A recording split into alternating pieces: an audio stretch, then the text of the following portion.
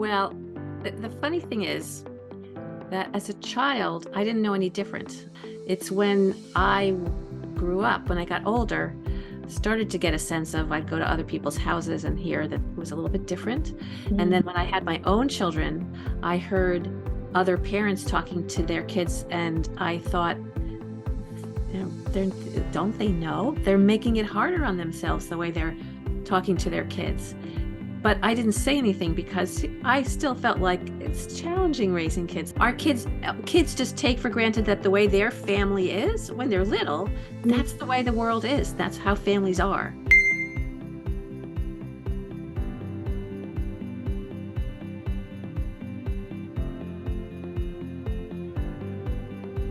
I had read all of Adele Faber's books as a kid, because my mother and Joanna's mother were very good friends. And so I was very aware of this whole approach not as a very young child, but as a teenager. I actually got to copy edit one of her books. I think it was Siblings Without Rivalry. I think I found a comma out of place, but so I like to say I contributed to that book too, So I was aware of this growing up. I wanted to have children. I had my own children. My oldest was in preschool. I was listening to how the other parents were talking. I thought, gee, I think there's some things that would be easier for them if they knew, but it wasn't my place to say. But then the person who was the head of the parent education committee at my son's preschool held an event where we all read a parenting book, and we came together, and there was some therapist who came and facilitated the discussion. And apparently I spoke up. I don't remember it anymore, but she told me that she noticed me in that group. It was a book that I didn't completely agree with, and I spoke out about it. And at the end of the meeting, she asked the group, do you want to do this again? Should we read a book and just get together one time? Or would you like to do something more ongoing? So I talked to her and I said, I happen to know about this workshop based on this book. And I actually had been studying group facilitation and group development. And I volunteered to lead a workshop based on that first How to Talk book that Adele wrote. So she put together a group and I led that group. It was an 8-week workshop. And halfway through that workshop, everybody said, this is great. We really love this, but we can't learn it all in 8 weeks. We need to extend the group. And after I got over my panic of what am I going to do for another 8 weeks, I just figuring out the first 8 weeks. We turned it into an ongoing support group. And that first group ended up meeting for 4.5 years. And it was a tremendous support to me. It was a place where once a week I would get together with other parents. At the beginning it was mostly moms. Now I get a lot of dads too, but it's mostly moms. We would all get together and we would think about what's happening. What do we want to work on? What could we do differently? It was a great opportunity to reflect and to support each other and to learn what works and what doesn't, and what ways are our kids different, so we have to try different things. So that first group was a huge success, and other people heard that I was doing these workshops, and so they started asking me to come in. I did it in people's living rooms. I did it for a local nonprofit that offers classes to parents. I did it for preschools. I started doing public speaking, which was something I had never done. I'm terrified of public speaking. I've gotten over it, but in those days, I was just so determined. I cared so much. I thought it was so valuable for parents to learn about this. And that first group, at one point, they said to me, this is really great. They need to write another book just for little kids. So we have more stories and more examples, so we can learn how to use this just with little kids. So I actually first called Adele Faber, Joanna's mother, and I said, I have your next book, How to Talk So Little Kids Will Listen. And she said, oh, Julie, you write it. Call your friend Joanna. And so Joanna had been leading workshops as well. So I called Joanna and I said, we have to write this book. First I said no, then I said, well, maybe we should. I called her, she said no. I said yes, she said no. You can tell who won. But it was a very long process to write that first book, because we had a lot of the ideas, but we needed to figure out what our voice should be. We ended up writing it, alternating the chapters in her voice and my voice. And we needed a lot of stories and a lot of examples, because that's how you really get to understand what these tools are all about. And that's how the first book came about. And then, of course, after the book came out, people started writing to us. We love the book, but we have more questions. And they were asking us about, what do we do about getting them to brush their teeth, or when they're whining, or about what about screen time? That was a huge one because of the pandemic, right? We had all these questions. And of course, years had passed since I had started doing these workshops, and everybody's kids was getting older. So we were getting questions about older kids as well as little kids. And so that's how this second book came about. Is at one point I thought, well, so many people have questions about these very common topics, right? So we should put it together in a book and offer it to people so they can all have access to this. But I've been doing this for many, many years, 28, I don't know, a lot of years. And what I've noticed more and more over the years is that a lot of people who become parents haven't spent a lot of time with very young children. We don't remember what it was like when we were that age, because we don't really have a memory that goes back that far. So we remember when we were a little bit older and the parents were like, I know, you just got to do it. And people would do it. It doesn't work with a 2-year-old, So I think that's also why the Little Kids book has been so helpful for people. Because if you don't have a lot of hands-on experience, and of course you don't have a memory of it, then it could be very mystifying, these sort of irrational creatures. And then you're battling with each other, and nobody likes that. It doesn't feel good. It's exhausting.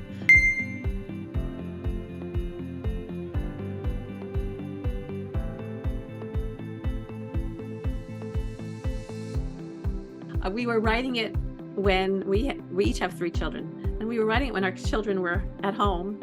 It took so long that at one point my husband would sometimes say to people, and Julie's working on a book, and I'd say, no, don't say that. I don't know if we'll ever finish, because it felt like this huge project that it was not clear that we would ever be able to finish it, So it did take a long time. It took a lot of work to gather all the material, but as I said, it was also a huge challenge to figure out how to bring in the objections that people often have, or the questions, the skepticism. We wanted to invite all of that, because that's real. If as a parent, if it doesn't make sense to you, you're not going to do it, and you shouldn't. And we wanted to bring all those voices in, and it took us a while to figure out. And you've read it, so you know how we did it. We invite the reader to be sort of a fly on the wall in a workshop. We just sort of consolidated the kinds of voices that we heard in our real workshops into just a small group of people. And that's how we did it. But it took us a while to figure that out, and to figure out how to do that. Once we had figured that out, then it was a matter of writing it all out, which of course took a long time. But that was a huge challenge. And it's very gratifying when we get emails or messages from our readers who say, I love Tony. She says exactly what I was thinking. She's the skeptic in the group, right?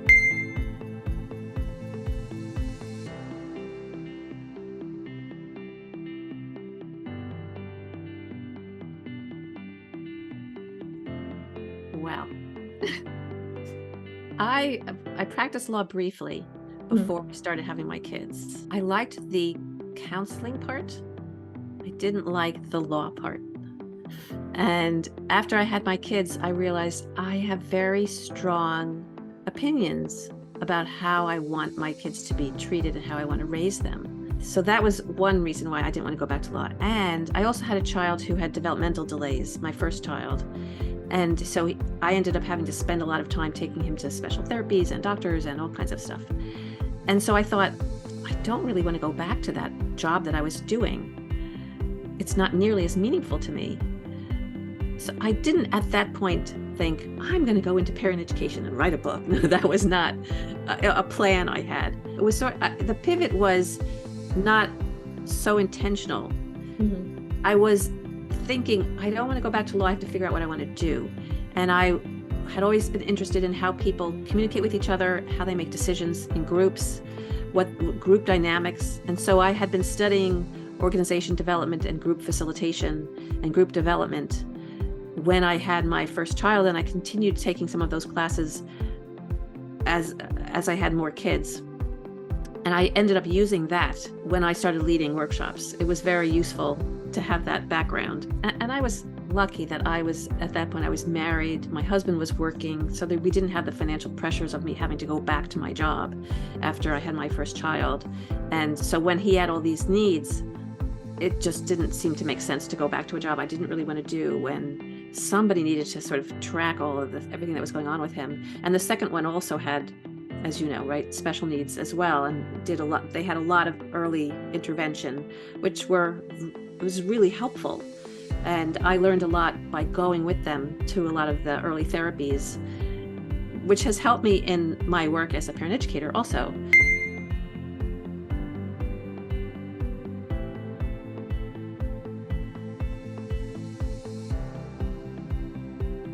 A lot of parents come to me and they say, oh, you wrote a book, How to Talk So Little Kids Will Listen. I need that. I need my kids to listen. Right? My kids don't listen. What they mean is I need my kids to behave, right? To do what I say. It's a funny euphemism that we say he's not listening. I'm like, well, he heard you. He just didn't want to do it, right? So we're always focused on behavior when we are thinking that way. Like, how do I get my kids to behave? So the big idea that I want people to walk away with, if nothing else, is that there's a connection between how kids feel and how they behave. And if they don't feel okay, they're not likely to behave okay. So instead of focusing on behavior, we need to focus on their feelings and help them feel better. Because when kids feel better, they behave better. Mm-hmm. And there are a number of ways we can help them feel better. But one of the big ones is that we can accept their feelings, whatever they are. And it sounds really simple to do when I say it that way, but it can be very challenging to do in practice, especially when they're having feelings we don't want them to have. Mm-hmm. So when a kid says, you know, so excited to have a baby brother, we're like very happy and we accept those feelings, like, oh, I'm so glad, right? But when they say, I hate my baby brother, we want to say, that's a terrible thing to say. He's part of the family. You can't say that. You can hear how it's very easy to deny their feelings instead of to accept their feelings when they're having feelings we don't want them to have. Now, there's a difference between accepting their feelings and accepting their behavior. A kid who goes up and punches his little brother, we're not going to say, oh, you don't like your little brother, go for it, right? We don't accept the behavior, but we can accept the feelings. It makes you mad when your little brother knocks your tower over. You worked hard on that. You don't want him to destroy it, right? I can't let you hit him. What should we do? Should we build him a special tower that he can knock over so he won't knock yours? Should we move yours to the table? So it's a very optimistic, I think, approach. We're looking for ways to solve problems in a way that works for everybody, but we need to know how people feel first before, and what they want, what they need. Mm-hmm. At one point, when my youngest was a toddler, she liked to knock over towers, and my son, her next older brother, liked to build them. And I noticed, when you build a tower, she likes it over. Should we see how fast you can get it before she knocks over? We call this demolition crew. Like, you build it and she'll knock it over. And that was the game, was let's see how long does it take her before she notices that you built another one. So instead of it being an annoyance, it was a game. But it was fun because he signed on to it. If he had said, I don't want her to knock it over, I would say, so what could we do so you wouldn't have to worry about her knocking it over? Should we move it to the table? I'd be looking for solutions that work for him. The one tool is that connection between feelings and behavior, and accepting the feelings, acknowledging the feelings.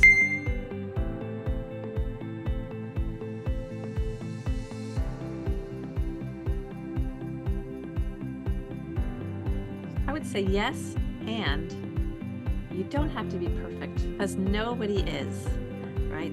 And so we also acknowledge in our book that you're not going to get it picture perfect every time. And not everybody's going to be happy.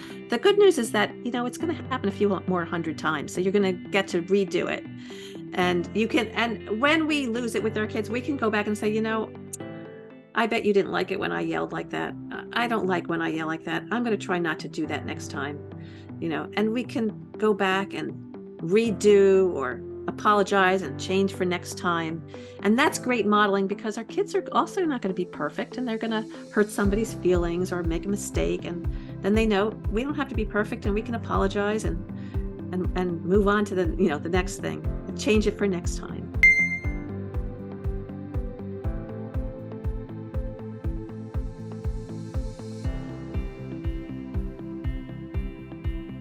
I do get that question. I mean, I hear your question in two different ways. One is this applicable in other cultures, in other countries? Our Little Kids book has been translated into 28 languages, and we get emails from people literally from all over the world. We put some of those actually in our second book because they were really interesting. And it was really gratifying because so many people in so many cultures and so many countries wrote to us and told us how meaningful it was and how helpful it was and how different it was from how they were raised, but how they felt like they had formed stronger, better connections with their kids. And some people say, it works with my spouse too. Yes. That's the bonus, right? Because they're really relationship tools. They're really not just tools for parents and kids. It works between two people of all types. It's all about how do we respect the fact that we are different and we have different feelings, different needs, and yet we need to be able to work together and cooperate, live together. How do we do that? So that's one way of answering it. But I also do get in this country as well as sounds like in Japan, you get this question. But if I do it this way, won't they expect the rest of the world to treat me this way? And in fact, it's quite the opposite. When we treat kids with respect, when we acknowledge their feelings, even though we put limits on their behavior, what they learn is, I matter, my feelings matter, I know how I feel, I know how to manage those feelings. So when I go somewhere and I feel like, boy, it's pretty rigid here and there's a lot of rules and it's pretty rough, I have the experience, I know what those feelings are that I'm having, and I know how to manage them. And so I find that kids actually are able to adjust to different cultures. The example here would be, if I raise my kids at home with problem solving, so that when we have conflict, we come together and think, well, how could we solve this that works for everybody? And then they go to school and the teacher makes all the rules. And there is no problem solving. The teacher doesn't say, well, some people want to play and some people want to learn to read, so what should we do? No, the teacher says it's time to learn to read, take your books out. There's no question, right? My kids had no problem adjusting to that culture for the most part. I mean, sure, we had our moments, right? But they would come home and feel like, oh, home is where I can feel like it's comfortable. I trust my parents. I feel like I can be myself. I'm respected. My feelings matter. So it was like a refuge from that, so that they can go back. If you feel like the whole world is demanding things of me and I never get to express how I feel, I'm going to internalize all those feelings of frustration or disappointment or whatever. And those feelings don't go away. They live in our bodies. And sometimes they come out in other ways. And if we don't have a healthy way to express them, then they sometimes come out in shouting, in fists, in kids exploring, drugs and other substances that will help them dull those feelings because they're still there.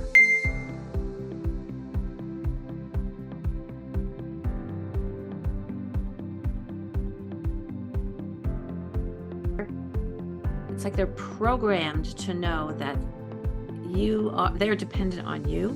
And as they get older, this will be less and less. But when they're young, they know I need you to survive. And so there's this little competition. They're like, little birds, like, feed me, right? I had the same situation. Who talks first? How do we have a conversation? I had 3 kids also. I have 3 kids. When they were younger, this one wants to tell me this one wants to tell me that, this one has a question, it was like 3-ring circus. And at one point, when I felt like this is not working for me, everybody wants my attention at the same time.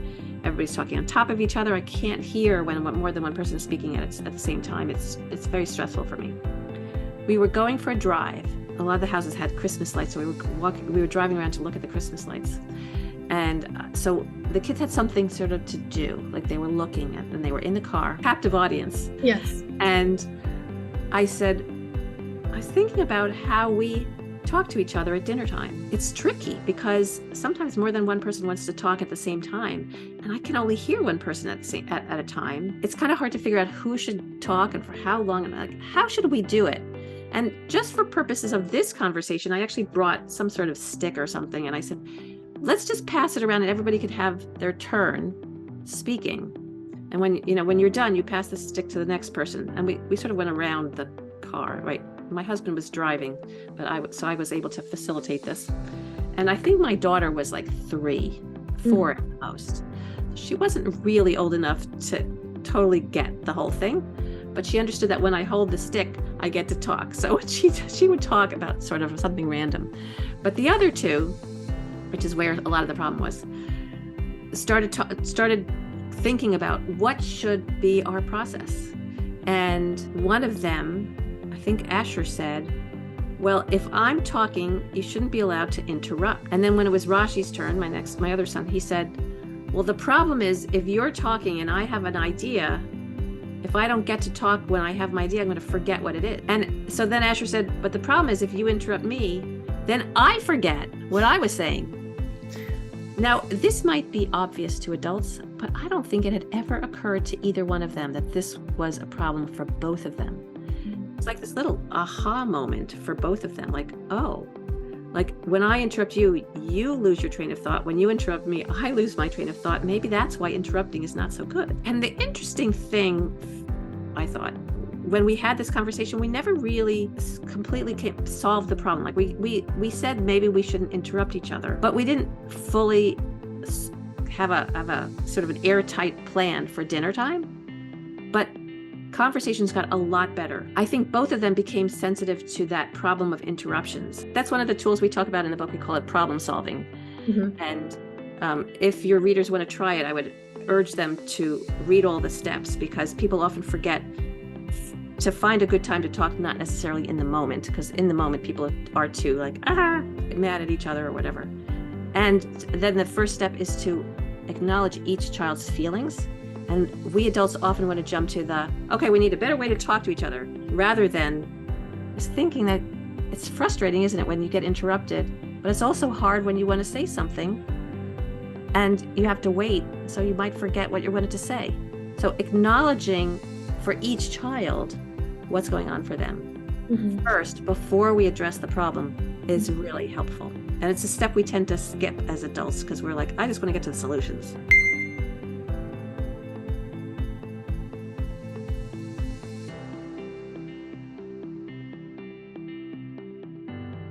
Yes. Yes. The short answer is yes. And I have a lot of people who take my workshops, because I'm still doing workshops, who say, I give them homework assignments, and I say, take these skills of accepting feelings, acknowledging feelings with words, and we have other tools in the book. Go home and try it out, preferably on your own child, right? And come back and report. And sometimes people say, well, I was away, I didn't have time, my kids weren't home, for various reasons, I couldn't do it, but I used it with my spouse, I used it with my boss or with my employees, I used it at the store when this guy got upset. These are relationship tools that work, as I said before, for any relationship, not just for parents and kids. The book is, of course, only focused on parent-child relationship, and so all our examples are for parents and children, but the tools are based on relationship and communication concepts that work for all relationships. These aren't tricks. In fact, I've had parents tell me that their kids have read the book, and they're like, is that okay? And I'm like, it's absolutely okay. It's not a secret. And then here's the thing, for you, it's like a whole new language, and it's hard to learn a new language. But for her, it's going to become more of her first language, because she's going to learn it growing up and she's going to hear it from you. So I feel like this is a gift we give our kids. I feel like one of the reasons why I felt like Joanna and I needed to write this book is it was a gift our parents gave to us. And each generation will get better at these kinds of relationship communication issues so that their relationships will be stronger. and they'll know how to resolve conflict. It's not like it gets rid of conflict. There will always be conflict. But the question is, how do we resolve that conflict? And that's one of this, I think, strengths of this approach is it has a very respectful way of resolving conflicts peacefully.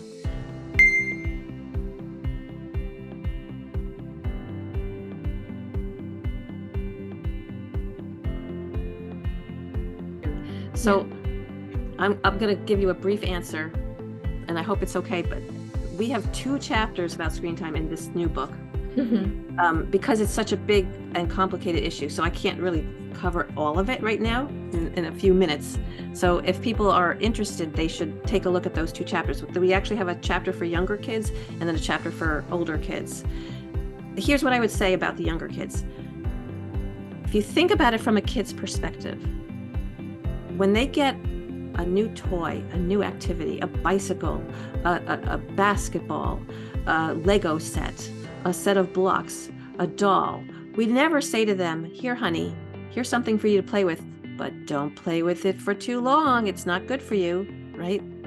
Screens are the only thing that I can think of that we give to them and say, but don't do it for too long or it's going to fry your brain or whatever people say, right? So from a kid's perspective, it just doesn't make sense, right? So I think we have to remember that first of all, so that we understand what it feels like to the kid. It's very confusing at best.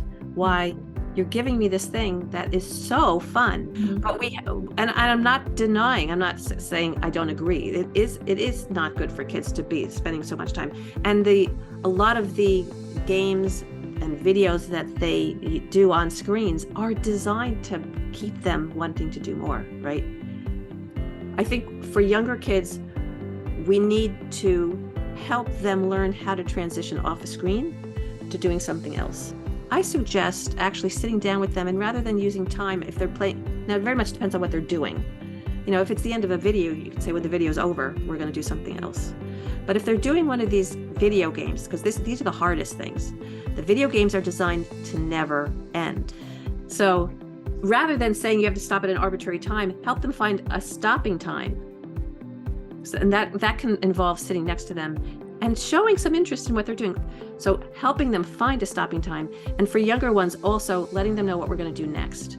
Because it's such a preferred activity. When you turn off the screens, the screen is so stimulating. It's got colors, it's got lights, it's got story, it has challenges. It's perfectly designed to keep you wanting to do more. And when you turn it off, the world looks dull in comparison, right? Nothing's moving, there's no sounds, there's no lights, there's no colors. It's just like boring. But they're like, let's go back to the screen. That was interesting. So we need to find, for younger ones, we need to help them by saying, let's go outside and blow some bubbles. Let's pull out the Lego and build something. You know, let's help them transition to something else. For older kids, we're going to have to engage them more in the process. You know, and I don't know what it's like in Japan, but here there's so many kids who actually have to be on screens for school, you know, and they have their own access and they have their own smartphones. And so we can't just come up with rules because they will work around them. So here's where it's really important that we maintain our connection with our kids. If all we've been doing is in a very authoritarian style saying, here's the rules and you have to follow, and not engaging with them, then they just see us as, let's see what, you know, we have to get around whatever she said, you know, let's see if we can, you know, fool him. And there's lots more ideas in the book. I've sort of given you some high level picture things, but I do want to say it is up there in huge challenge for parents now. I just want to say thank you for having me. Thank you for your interest and your enthusiasm for my work. It's really very, very gratifying. It's really nice to talk to you. And if your followers want to know what else I'm doing, they can go to my website, which is my name, julieking.org. And they can find, I have upcoming workshops, which are online, and I do them at various times of the day. So maybe some of those would work depending on what time zone they're in. And I do one-on-one consulting when people just want to work with me and say, this is what's happening with my kids and I need to have, you know, a personalized support. I do that too. And we have information about our books on there. And we have some blog posts. So if people are interested, they can go and see what's happening at julieking.org. And that's the best way to contact me. I love getting emails from people who have taken what they've learned from this approach and used it with their kids. And that's one of the ways we were able to put together the second book, is we had stories from people who read the first book. So if people are using this, and if you're, especially families in Japan, it's really inspiring for other people to know that we can break patterns and we can speak differently to our kids than we were spoken to. And it can be incredibly gratifying when our kids respond and we have closeness with our kids. That's really what we want. That's why we had our kids in the first place.